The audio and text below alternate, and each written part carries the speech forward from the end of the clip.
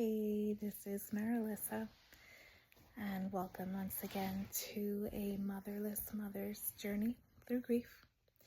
I am in my mother's room, and I just kind of wanted to share my nighttime routine with you. Before I go to bed, I usually come in here and I give this bear a good hug.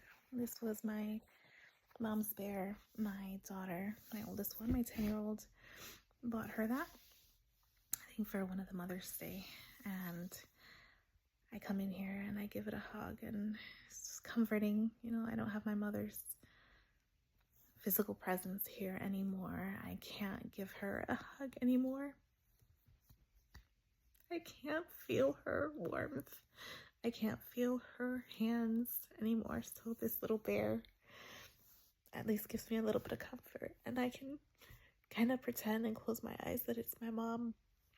It's soft, it's squishy, and it brings me a little bit of comfort through these days that I am grieving. I have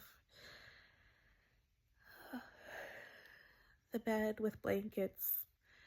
She used to slide down this bed. I have no idea if it was the bed itself or if it was just her not being strong enough to lay in the bed and not slide down. So I have the bed with all of her blankets.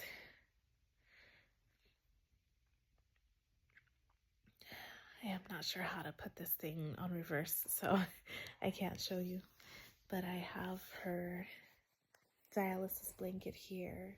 I have another blanket that she used to have because she would get cold quite a bit from being on dialysis. And then I have the green blanket that I had bought her on sale at Walmart.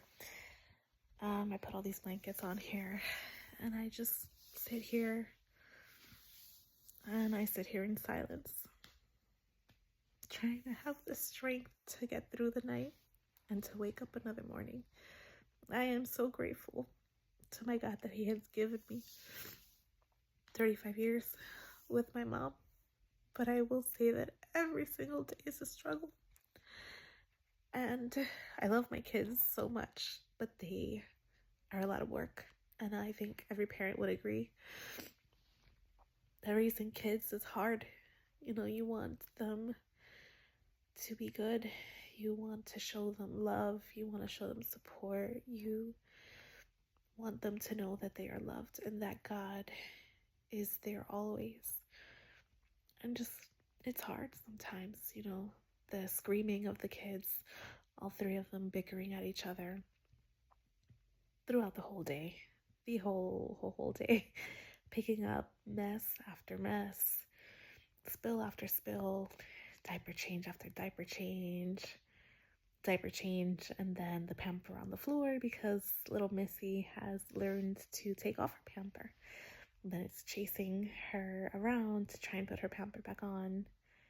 We go from breakfast to lunch, which in my eyes feels like a blink of an eye. I just fed them breakfast, and somehow it's time for lunch. And then somehow it's time for dinner, and then snacks in between and spills in between because my daughter likes to squeeze juice boxes and she likes to squeeze the yogurts. She loves to see the liquid on her table or on her plate, and then she thinks it's a fun time. She thinks it's a party and she likes to splash. So I love being a mother, and I thank God every single day that He has blessed me with 3 beautiful kids, because I thought I would never be able to have them. I was told once, because I have PCOS, polycystic ovarian syndrome, that it was going to be very difficult for me to conceive. And so I had so many years. Another reason why I was grieving before the actual grief of a loss of a parent was because I was told I wasn't going to be able to have kids so easily, and that broke my heart. So I say goodnight here in my mom's bed. To be continued. I'll keep going. I thank you guys so much for listening to me, and whether you listen or not, whether I get 0 views, it's okay, but this is my therapy. This is something that I want to do, and I want to be able to look back on because I know how good my God is, and I know that He's going to lift me out of this. And so years down the line, if it takes that long, I know I'm going to be able to watch this video and to see how God has lifted me through this and how far God has kind of guided me to be. And I look forward to being able to look back and see the strength that I had right now that I don't realize that God has given me.